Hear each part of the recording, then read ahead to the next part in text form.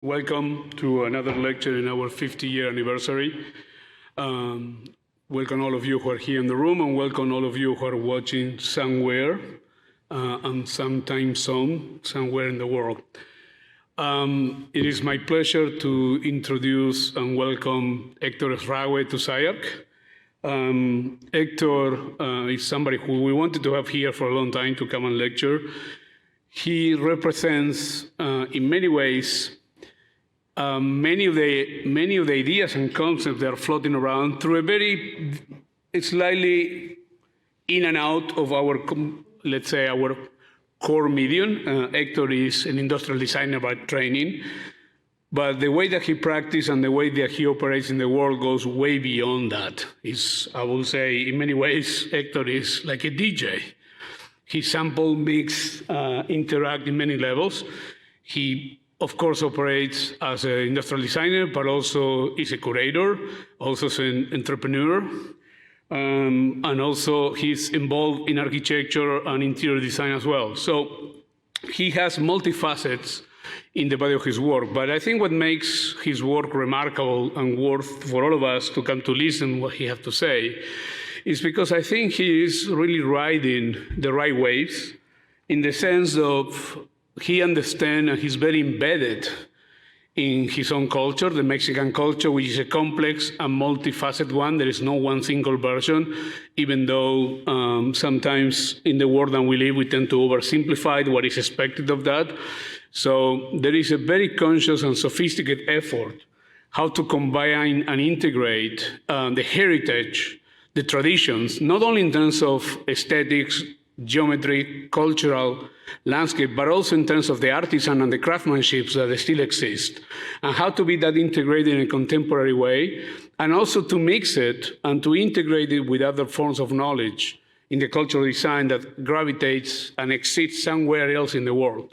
So to me, Héctor represents also not a necessarily new form of practice, but for sure a very dynamic one, in one that it is not the tradition to wait necessarily for a client, but also to generate mechanisms to put the work out there. And it keep evolving and it keep changing. So there is something incredibly remarkable about that.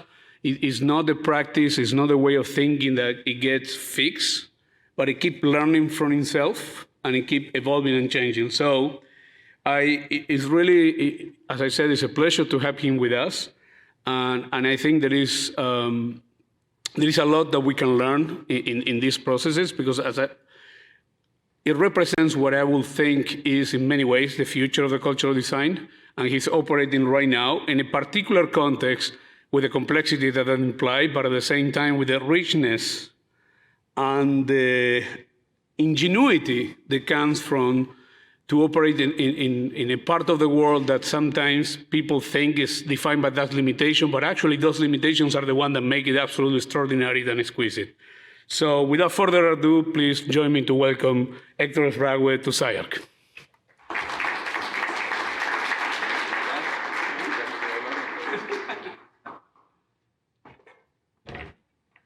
Thank you, Hernán, for your kind words. I'm really happy and honored to be here.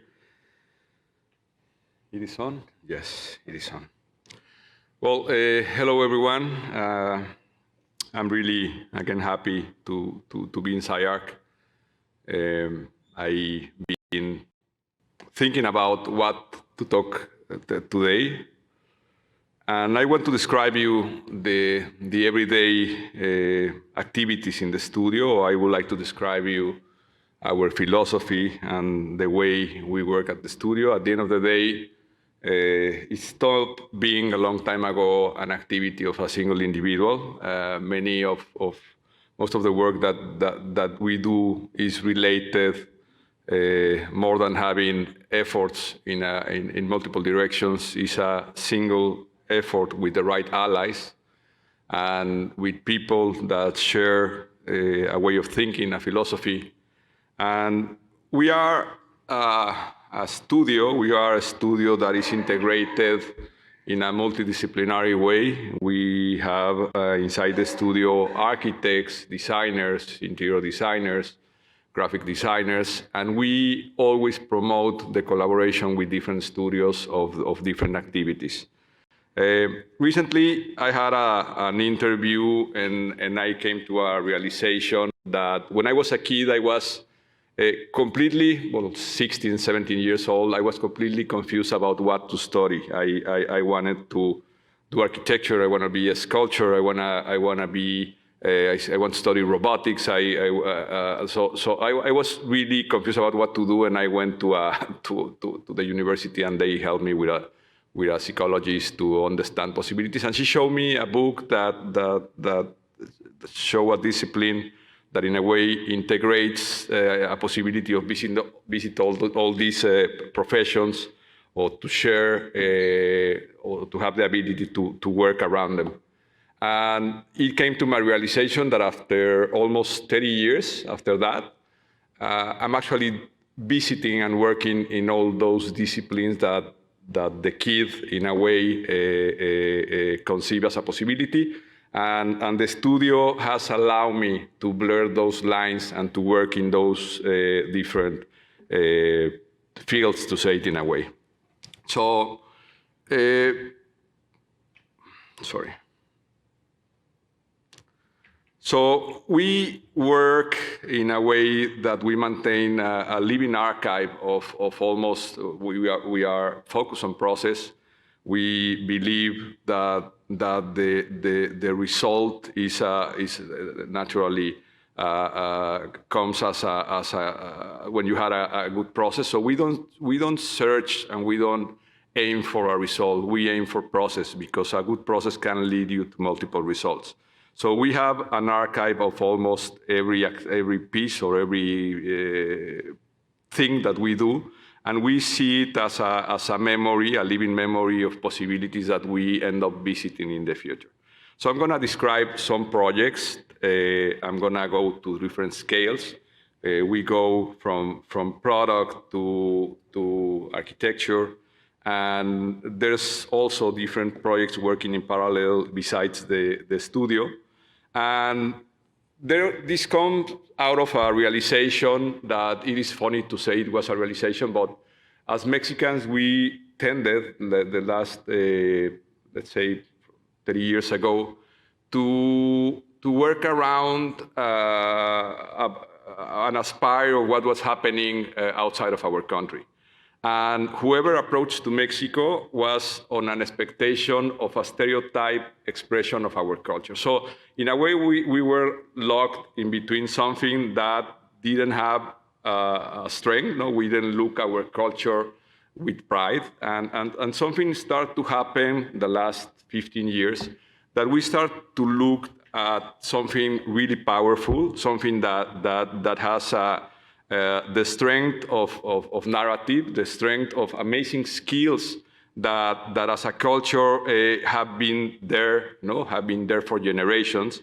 And we were really working on an expectation of what our culture should be like. So I believe, and we believe as team, in this past that has all these skills, heritage, narrative, but as the Japanese, we understand those skills and rigor we want to understand those skills and rigor in a way to translate it into new meaning. So I'm gonna start to show you some projects. I'm gonna use some words that commonly appear in our work. They are not strictly related to each of the projects, but I want just to place them along the presentation.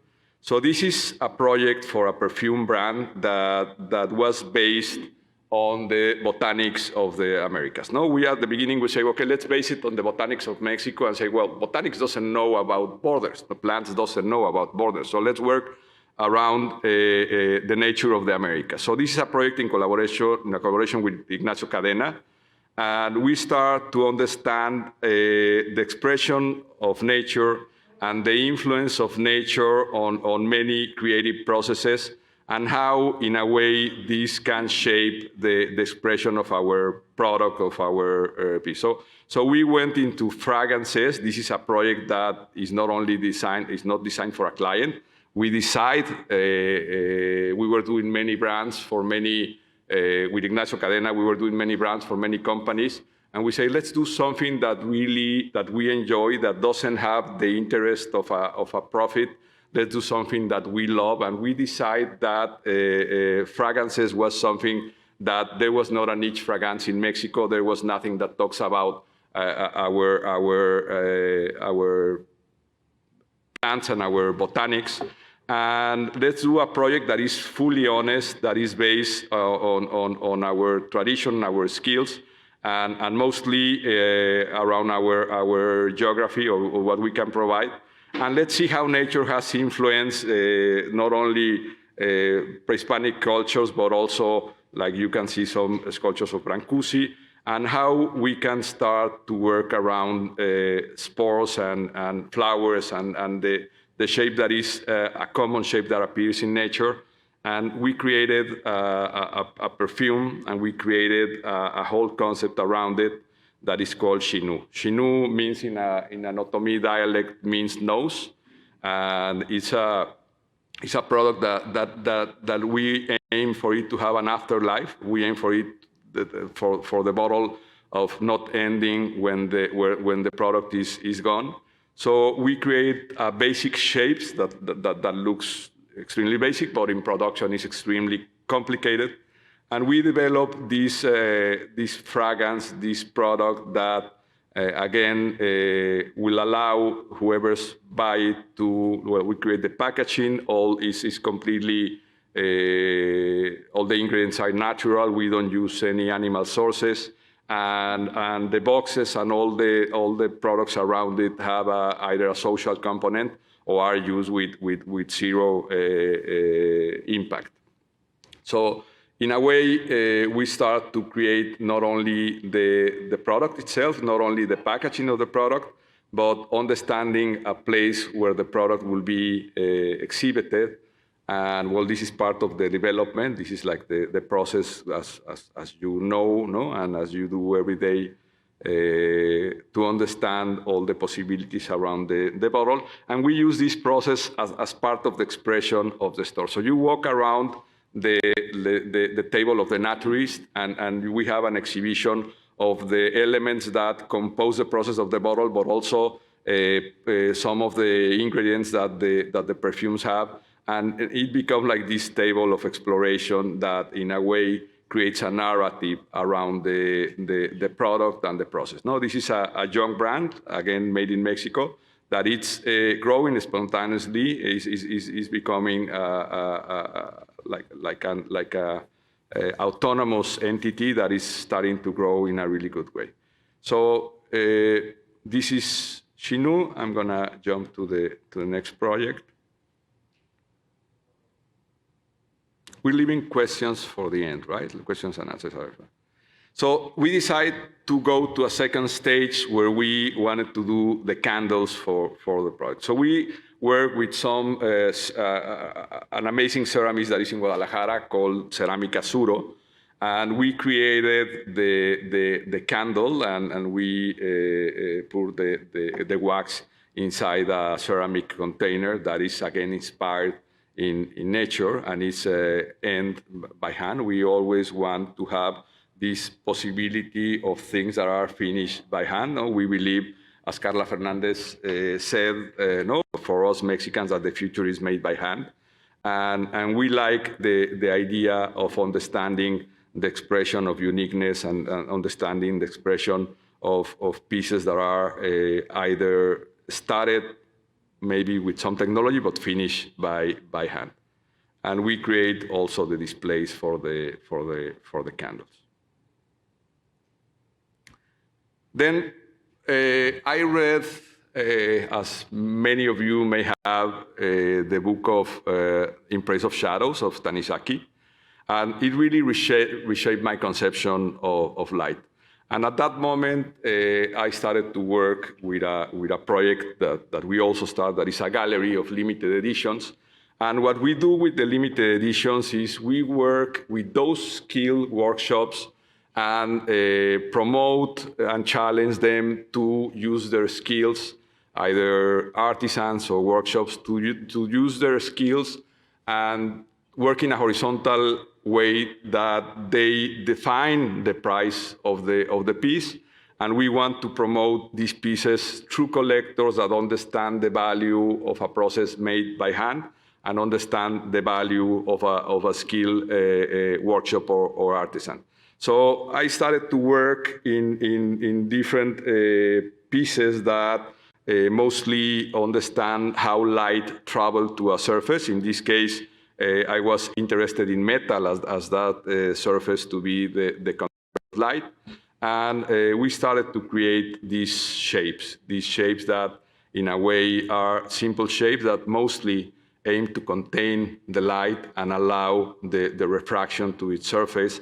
And sometimes, well, some of them have a brighter side, and then the light in a way blurs or becomes less strong. So we start to create these expressions that lead us to multiple possibilities. They are all made of brass, like besides the lights and the cables is the single material that makes all the piece. And these are crafted in small workshops in Mexico that, again, are tremendously skilled, and we aim for them to have pride on their activity, have a fair price for what they do, and in a way become allies of the process or the pieces. Sorry.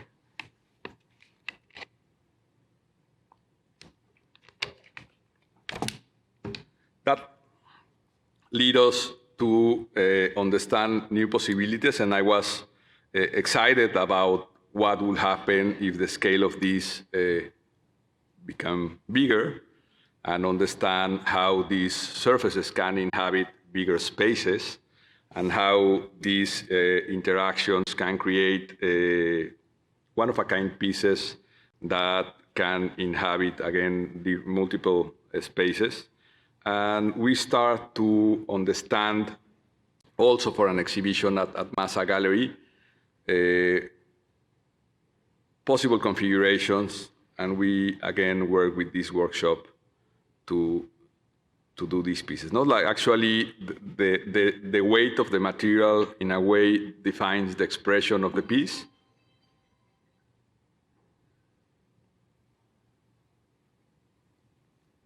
And how just a single material can create a composition and create a tension in the space. So again, the exploration of light through the surfaces. This inspiration comes out of the future, imagine like the spaceships, imagine in the 40s, in the 50s, and this futurism that was ingenious in a way, and became super attractive for in order to create a piece around it. And again, this implies a process that for sure this is cut in a water jet, but the finishes and the details, I want the expression of a process made by hand reflected. So it's not with a name to clean the process. Actually, we want it to appear as part of the expression, and to maintain this connection between what can be done with a technology and what can be done by hand. So we create different typologies and different scales. Again, these pieces are meant to be limited editions. We want these workshops to keep on promoting their skills to their families, so to their kids, because many of you may know that we have a big problem of migration. So many people, especially many generations, doesn't follow the activity of their parents, and they migrate out of lack of work or possibility. So in this way, we are really excited to see that the workshops grow, that the family in a way collaborate in order to make these pieces, not only for us, for multiple designers, that we have this conception on how to approach now and to understand and to respect our craft and the skills that we have in the country.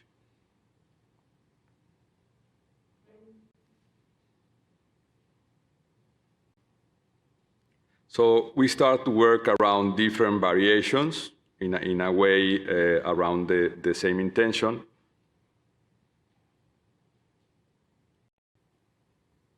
And then these skills not only goes through ceramics, these skills not only go to metalwork, but also we have amazing stonemasons. No, this is an Olmec snake. It can look like contemporary art, but this piece has 800 years when it was done, and it's an amazing expression and simplification of a shape that I really consider unique in many ways. And this work of stonemason is preserved in Mexico. We have skilled people. This is another project that is called Ewe. I have two partners, Agues Alayo and Manu Baño, which we create a series of pieces that embrace, for example, either elements of worship or either pre-Hispanic or Catholic, or elements that have, in a way, through worship, create a skill of art of artisans that was working to create altars or to create shapes to worship gods or to worship God. And that skill, especially this workshop that is called Fraga, is one of the most talented artisans. But we also found out that there are, in the process of cutting stone, when you cut a stone with these bolts, the remains of what happened in between, the marks of what happened in between, are most of the time disappear in the process, because most of the people, what they want is a regular shape.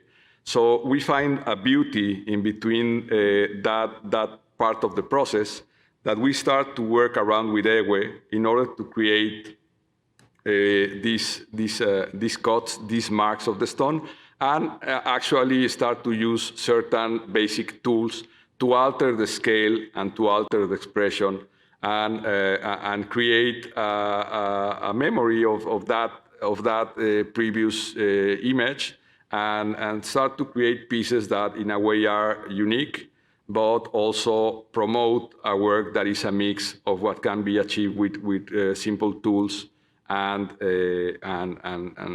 skill hand.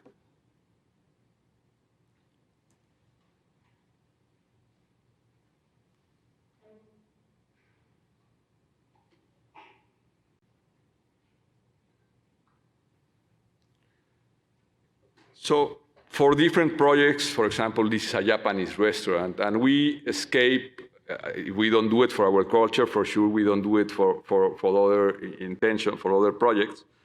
We always go and search around a narrative that is not the expected one. No? And in this case, for the Japanese restaurant, we start to research around different expressions of craft.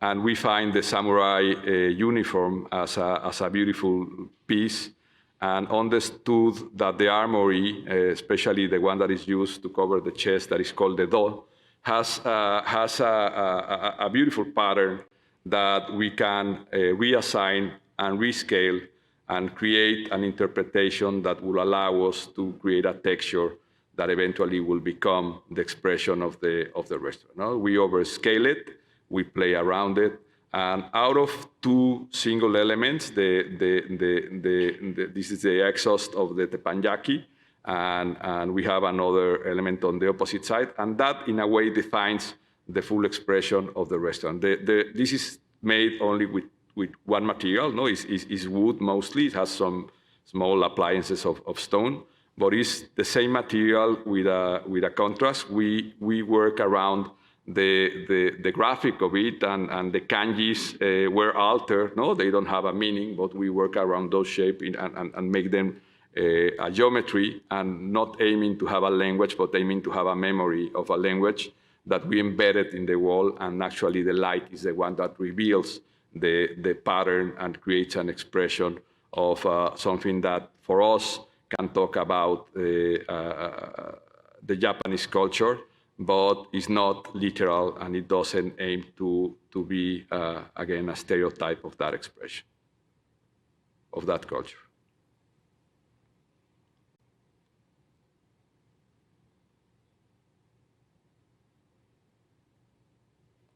We design the furniture, we design, of course, the interiors.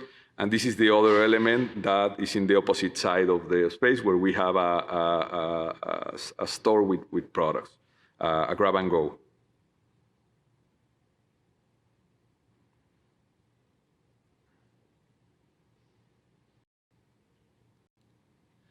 So for me and for my team, the idea of constant learning is what really inspires us and is what really is my aim as a creative. And I detached myself because for many years I was in a way a tailor, no? And I decided to jump from being a tailor to jump into an orchestra. And sometimes in the orchestra I have the leading role. But sometimes, which I enjoy, I take a place in the audience, or not in the audience, with the musicians. So I know how to play a couple of instruments. I don't aim by any means to play all, but those collaborations and those alliances, I said to my team or in some other lectures that as soon as you sit on a table and you take the ego out of the table, the only thing that can happen is that you can learn. So these collaborations aim to create a composition that has many voices, no? And for sure is what we promote, to be able to understand our profession as a collaborative platform that allows us to understand different activities. And sometimes we invite other architects to collaborate, or we were invited by other architects. Sometimes we work in museums creating the exhibition design when we work with the people of the museum. And depending on the project, without the aim to know about everything, we invite the people that knows about it, and we can create different and work around different possibilities. So in this case, talking about what Hernán was saying, we started to work more and more in interiors. But in many of the interiors that we work, we always ask the architect to start since the beginning. Like, we don't want the shell done and delivered to us. We want to collaborate with them. So my team started to grow with architects, and there was a moment when a client asked us for a house. And we were, in a way, with architects at the studio, ready to do it. We did a house. And this is the third house that I'm going to show you. It's about to start construction. And it is a client that has a fascination around Art Deco. And he asked me if we can use that as it's in Mérida, it's in a tropical climate. And we start to research around Deco, and we realized that Deco was inspired in Mesopotamic cultures and the Mayan culture. So we wanted to create like this Neo-Mayan expression of an influence of Deco, and start to understand a possibility where this family, where this couple, he's a mixologist and she's a photographer, and they have different activities during the day that implies to connect at a certain moment of the day, but also have spaces on their own. So we divided the house in 4 volumes that are connected through a central element, central hallway that, in a way, you can see it on the top right side. And this element becomes the connector of the 4 volumes that allows them to be independent, but have moments where they connect at the house. It's a small house. I don't know the translation, Pancho, 300 square meters is, yeah. So is the materiality, we like the idea always to work with the context and understand the materials that are on site. We don't believe in a style that can travel. No? We don't believe in this tabula rasa that everybody fits under our expression, and we totally believe that every project requires an understanding of the context and the materiality and the capabilities of what can be achieved and done in that place. So this is the 4 volumes that are connected. In a way, we are using local materials. The facade is made with a elastic cement that has an appliance that is called chukun, that is made out of a plant, and it has an incredible qualities towards the elements, and it really provides an expression that has depth and it has this ancient look. So this house is about to start construction, and in a way is an interpretation of something that has a dialogue with what happens in the houses in Mérida, but also has a feeling of deco and in a way a Neo-Mayan intention, one expression as we call it.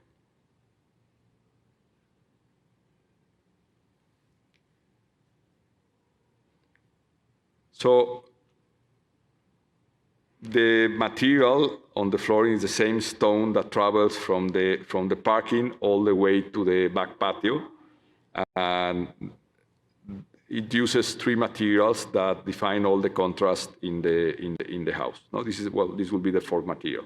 This is the terrace of the connector that allows the temperature in Mérida is extremely high. So this connector allows natural ventilation and place that can become a shade.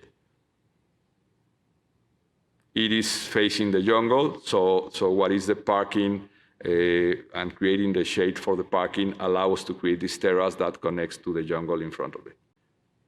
And this is the back part, the back patio. So if you remember this piece, that is the piece that we did for Ewe, I had the opportunity to visit Carrara, and I was not expecting to see something of that scale. It really amazed me, the understanding of how these materials were subtracted. For sure, I have seen photos, but the fact of being there became something that really impressed me. And we were invited to do a design center for a store of marble. So we decided, instead of doing, we integrate in all of our projects either a social or a cultural element. In this one in particular, we invited our client to reshape the conception on how he's going to relate to his clients. And we invite him to do something different, like an agora that allows architects in Guadalajara, this is placed in Guadalajara, to have a space that they can go and visit, that they don't need by any means to have an economical exchange in order to be able to visit. We integrated a gallery, a coffee shop, and a bookstore. And it will not only become a trade, no, an economic trade of buying material, and it will also alter the immediate context, and it will arrive as a place that have exhibition of architecture, exhibition of art, and in a way really create a connection that goes deeper, again, than the economical trade. And the client was open enough to do this project. We recreated or make a reinterpretation in a smaller scale of the experience that we had in the quarry, and create this big warehouse of materials, but create a design center at the entrance that flows around this agora that ends in a terrace that is open for the public and allows them to have a coffee or to buy some books or to have a gallery on the left-hand side. And this is the building. In a way, we want to deny a facade that promotes any type of product. So when you go inside from that small entrance, you go to this space where they allow any studio of architecture in Guadalajara to have a lecture with their team, or they have concerts, or they have projections. So any university can ask for the space and use it. So how you can redefine the connection of something that is a business and really transform the context. So this space has become for them obviously an impact on the brand, on how they communicate the brand, but as business, it has made them grow more than their original expectation. And they have switched completely now into promote designers or artists. For For example, they pay for the Mexican exhibition at the Venice Biennale. So how, through our work of designers or architects, we can reshape the mind of our clients in order to make them see their approach in a different way. And this is the interior of the design center that overlooks the scale and all the products that they have. No, it overlooks the warehouse. And we start to create certain appliances with materials that they have at the store, at the design center. So then we migrate to another project. This project was stopped because of the pandemic. We hope we can take it back. And this is a beautiful accident because this is the remaining space between two constructions in one of the busiest areas in Mexico City, which is called Santa Fe. And two buildings were next to each other due to the construction of one and the connection with the other. They have a remaining space that is a cave that was made by accident in a way. No, one of the buildings has access and control of that cave, but in a way, this is a collaboration with Brian Torin. And this space has all the expression of something that was in progress. So we decide to extend the original intention of Arca Guadalajara and create a gallery of extremely selected products from all over the world, and create also this space for public talks, conference, lecture, and use the natural expression of the cave and just reinforce it to create a one-of-a-kind gallery, exhibition space, concert hall. So you access through a discrete entrance, like to a small entrance, and go down to that elevator which connect to the full space where everything happens. Now we can have multiple exhibitions, and we expect it to happen. No, now it's on hold, but we really expect that this project is feasible in the future.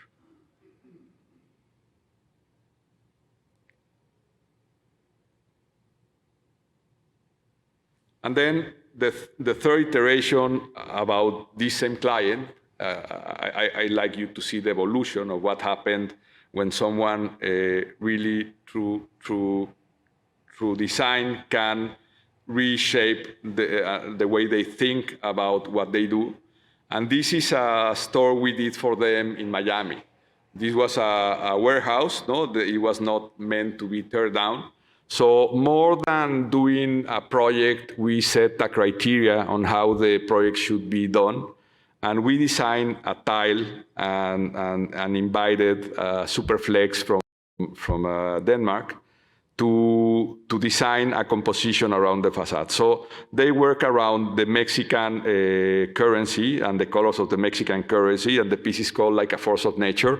And it defines how in the world the economy, for good or for bad, shapes the expression of the world. So the piece of Superflex has evolved into different other connotations. I invite you to visit the page of Superflex. And we create this style and this criteria that allow us in the neighborhood of Wynwood, where it's all made with graffiti, to create a connection with the neighborhood and allow us to have our own expression and in a way define what Arca has become. No? And now this works again as a warehouse, design center, gallery. It's linked with universities. And I hope in the near future we're talking about Arca coming to LA. No?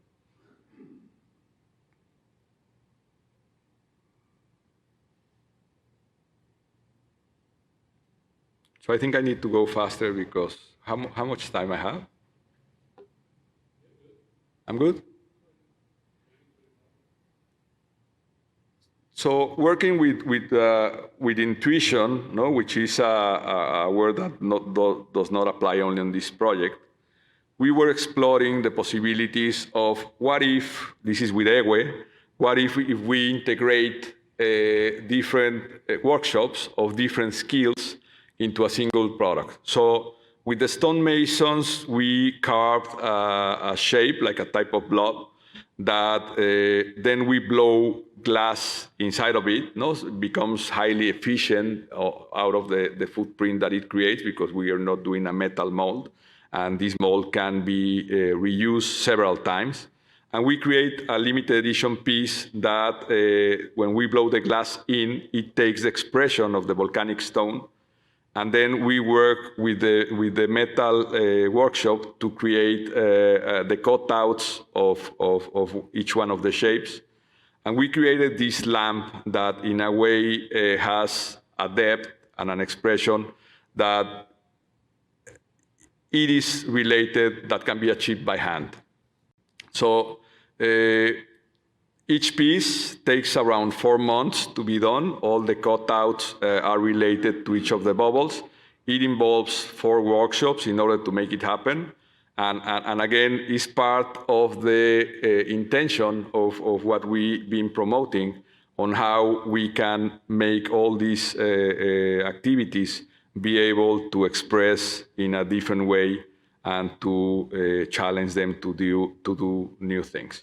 So this is one collection with glass. This is another collective that I collaborate with that is called Vicio, again with Brian Torin and Emiliano Godoy.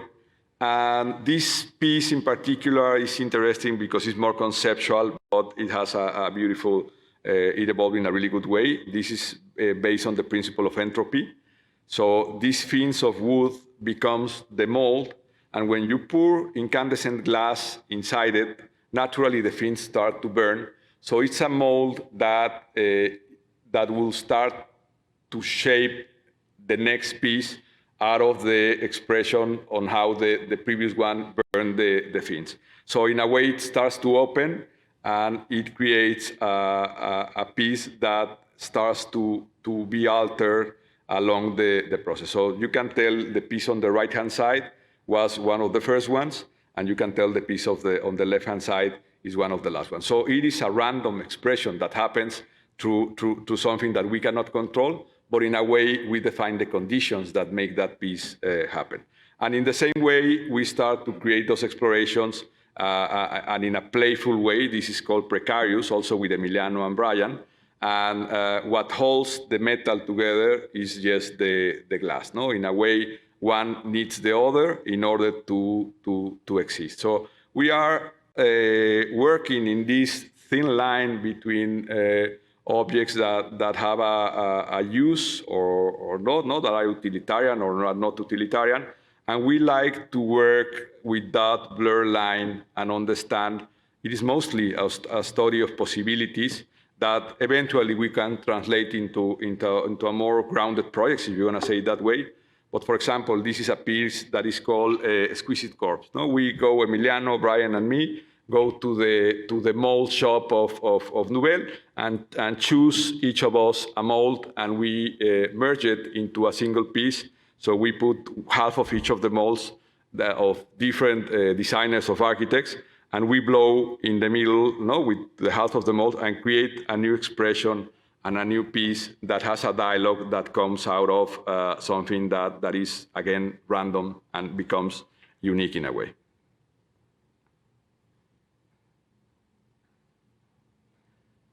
Jumping back to the ceramics, I'm going to show you also, this is more a concept that eventually was translated into a collection for Cerámica Suro, and is understanding a flexibility of the ceramic. Like we work in different shapes, expanding the ceramic, and each of the moments of this folding create a use. Depending on each of the moments of the folding, you have a new possibility that goes from a base to a plate. So how on this transition you can have a whole scope of expressions and appliances on a piece. Again, in a more conceptual way. So that leads us to an exhibition that we did for Cerámica Suro at the Mass Museo in Guadalajara. We did the design exhibition, and we integrate, this is the collection of the family Suro, and they work with many artists all over the world. So this exhibition, the design exhibition, we made it for them. But we took out all the molds of all these pieces and created an installation outside of the museum that is putting together all the elements that in a way it creates what happens inside.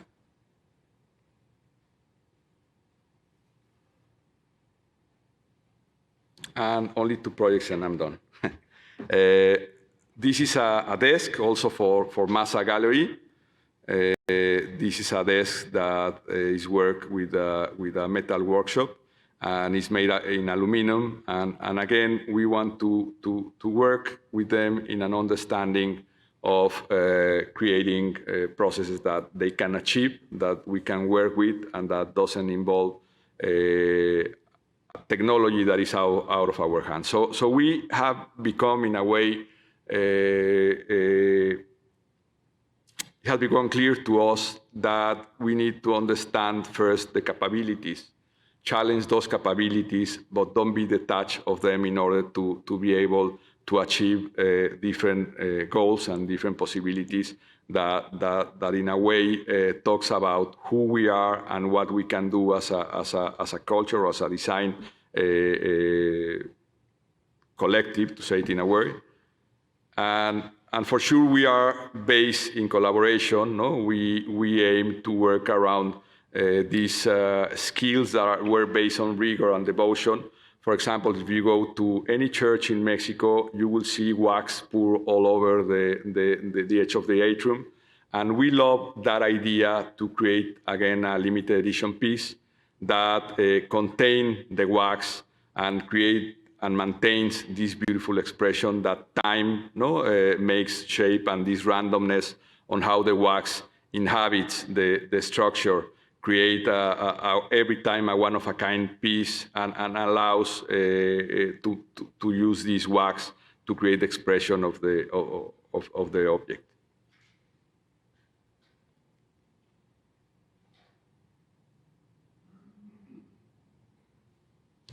And these elements, for example, this is a mix of a pre-Hispanic base and a cross. And it was mostly an object, but we had, again, with Massa, this exhibition of the work of Ana Mendieta. It was in Oaxaca. And one of our partners, Sage Salayoe, they invited 5 architects, designers, or artists to work around the work of Ana Mendieta.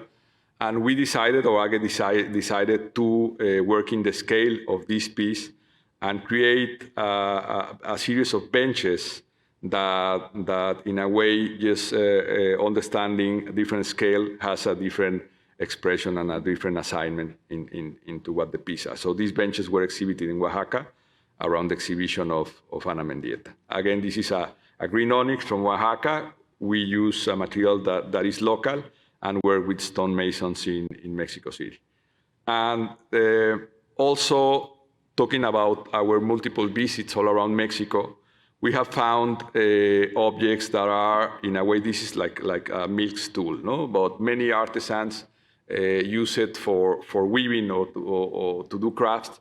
And it is a treasure for many families because it's the one that my grandfather used to have, and my grandfather passed away, so it becomes a treasure. So sometimes, and in many places, we were asking if they sell it to us, and they say, we don't sell it, it's from my grandfather. So we say, can you lend it to us? So we did for Ewe a series of pieces where we cast that stool, and we take this series is called Memory, and we cast that stool and make them in bronze.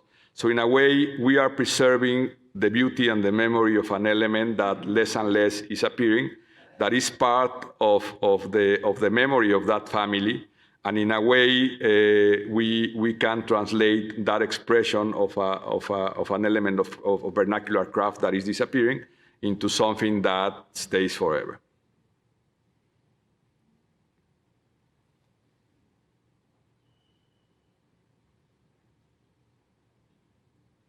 So this is the last project that I'm showing. It's a collaboration with El Arquitecto Pardo, which is here. And again, as I told in the beginning, we love the idea of collaborate with different studios. This is a master plan for a project in Guadalajara, in an area called Los Altos de Jalisco, where they produce most of the tequila that you like and you love. It's an area that produces almost like 90% of the tequila in the world. And it has a connotation, this project in particular, that most of the tequila has a dark side because they plant a single plant that is the agave, but in order to do that, they need to use chemicals. So this project is bioregenerative and biodynamic. It aims to create a new way to approach on how to plant tequila. And we are working with them to do a master plan that involves to have, for sure, the 100 hectares of a plantation of agave. And eventually, they want to create a school that allow others, the neighbors, to be able to use their process in order to transform the industry, which is really damaging the area, and really the culture of tequila is destroying the landfill. So we understood the possibilities of the land in order to create something that, again, becomes contextual. They have well, in Mexico, but in Guadalajara in particular, they have an expression and a tradition of how the houses are built that is really unique. And again, how we can translate this expression and these activities into a place where you can have agave, where you can have a factory of tequila, where you can sell some houses for whoever owns the factory, and create a hotel and create all this master plan that in a way integrates all those different activities that starts with the factory of tequila, and then it promotes a community that is focused and oriented on sustainability. And we've been working in this project for the last 6 months. Actually, you were the first ones that are going to see it. And we start to see references around what will be an element that integrates in the context, that it feels like carved out of the same materials or the same intentions to do the factory. So we start to create all these graphics around how the process of tequila needs to be achieved. And we create this radial shape that is built on a subtraction of one of the sections of the mountain, and that material will be used to build the same factory. And we started to create, to integrate all the elements that are required for the production of tequila, all the stainless steel tanks, and all this series of columns that we inhabit as offices, and create this temple of tequila, create this temple for the production of agave. Sorry for the image is blurred. I don't know what happened, but it's it's blurred also for you. And how we can work around this possibility of creating a process that translate the spirit of what they want to do, to be conscious, to be made with local materials, to not use pesticides, to create an expression that allows visitors to go and spend time there. And then the use of the biomass, and start to do biomass products, biomass byproducts, and understand the possibility of having certain people that acquire the land in order to be able to build all the infrastructure. And we start to research about traditional construction and the element that was commonly used, and for sure use other references that create the mood for us to create this feeling of the rancho, and be able to create these ranchos, these houses that, sorry for the image, I don't know why they are blurred, but mostly, since it's going to be 50 houses, we don't want them to have a big expression, and we are building them with the stone on the side. Here is better. So the lower part, in a way, when you see it from above, blurs with the context, And we are mostly doing a pavilion for the social part of the house. So we are integrating, the main building is made by stone. It has some openings so the light can go in, and it has a natural connection with the outside. And the top of the construction allows to create an extension of a patio. And in a way, it has a lot of efficiency the way it's built, and it creates a real connection with the landscape. So we are making short stay rooms. These constructions, again, are part of our research of what was used to construct what was the methods of construction and the expression of it. And we decide to make these rooms that, in a way, are carved inside the mountain, and they are sectioned in order to allow each of the rooms to have its own back patio that is embedded into the mountain. And this is just a basic intention of what could happen. So each of the rooms have a direct connection to the mountain, and the mountain goes inside each of the rooms. This is a section.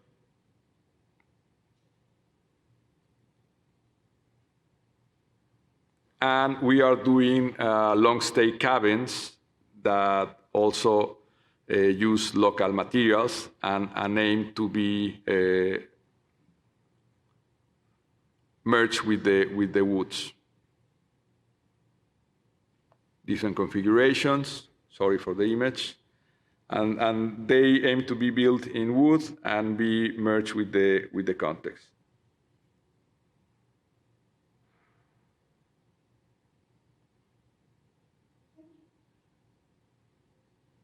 And we are creating an area of wellness. We want the expression of it to be perceived as a ruin.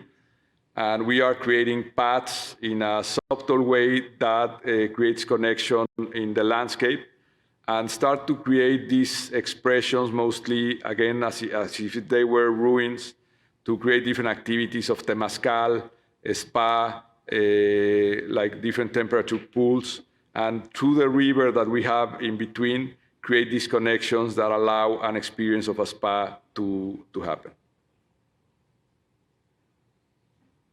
So they express as if they were a ruin. We don't want them to create or to damage the expression of the environment.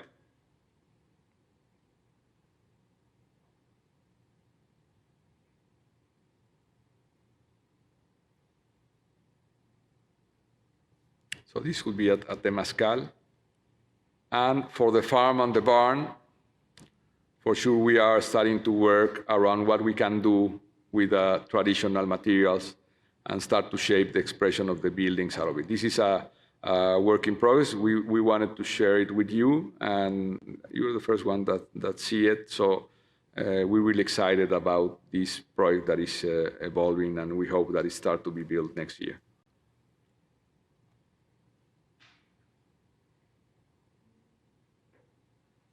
So coming back to the product and coming back to the smaller scale, I wanted to show you the whole spectrum of our practice. And thank you. Thank you.